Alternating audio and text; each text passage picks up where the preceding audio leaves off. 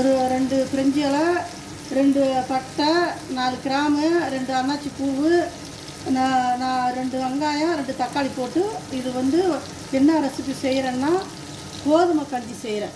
இப்போ வந்து 1 கோழி எடுத்து கழுவி இதில் ஒன்றா சேர்த்துக்கிறேன்.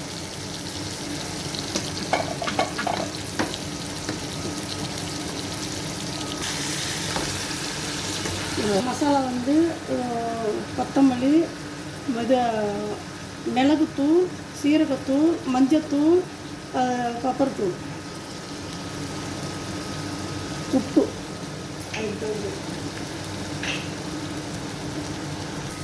ஒரு ஜாஸ் அதை தக்காளி சாக்ஸ் ஒன்று போட்டுக்கிறேன்.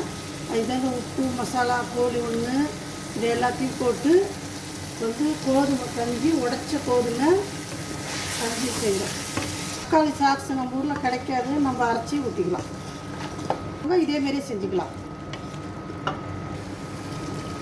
இப்போ தண்ணி வைக்கிறனால இதே பேர் கோதுமை போடுறேன்.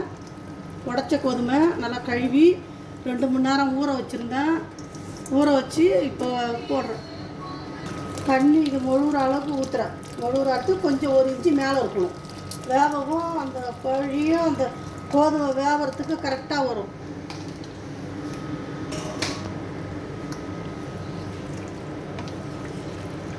தண்ணி பத்தலைன்னா கொஞ்சம் சுடு தண்ணி வச்சு மேங்கொண்டு ஊற்றிக்கலாம். அந்த கோழியை எடுத்து நல்லா மசிச்சு வச்சுருக்கேன். இப்போ இதில் போட்டுக்க போகிறேன். கோழியை மசிச்சு வச்சுருக்கேன். அதில் போட்ட கிராம்பு, பட்டை எல்லாத்தையும் எடுத்துட்டேன். அது இருக்கக்கூடாது, வாயில் தட்டும், அது நல்லா இருக்காது. அதெல்லாம் எடுத்துட்டு அந்த லெமனை மட்டும் இதில் போட்டுக்க போகிறேன். காஞ்ச லெமனை இருந்தால் போட்டுக்கலாம். அது நல்லா வேக வச்சு எடுத்து வச்சுருக்கேன். இதிலே தான் போட்டு இருந்தது. அதையும் இதில் போட்டுக்க போகிறேன். இதான் ரெடி ஆகிடும். நீங்கள் தம்பில் வச்சிடலாம்.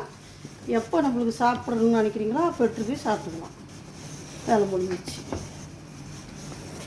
2 ஹவர் 3 ஹவர் நல்லா வேகணும்.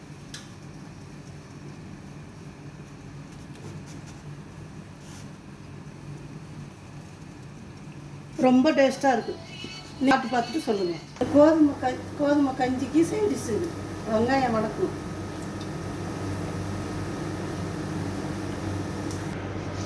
அதுக்கு இப்போ வெங்காயம் வதக்க போகிறேன். எண்ணெய் காஞ்சிட்டு அந்த வெங்காயம் போட்டு வதக்குறேன். இதில் ஒரு 10 வெங்காயம் இருக்கும். அது வதக்கினா கொஞ்சம் தானே வரும், அதுக்காக போகும். இது வந்து இப்போ ரெடி ஆகிடுச்சு.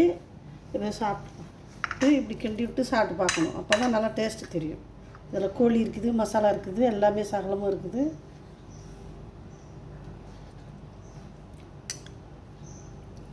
சூப்பராக இருக்குது. நீங்களும் செஞ்சு சாப்பிட்டு பாருங்கள்.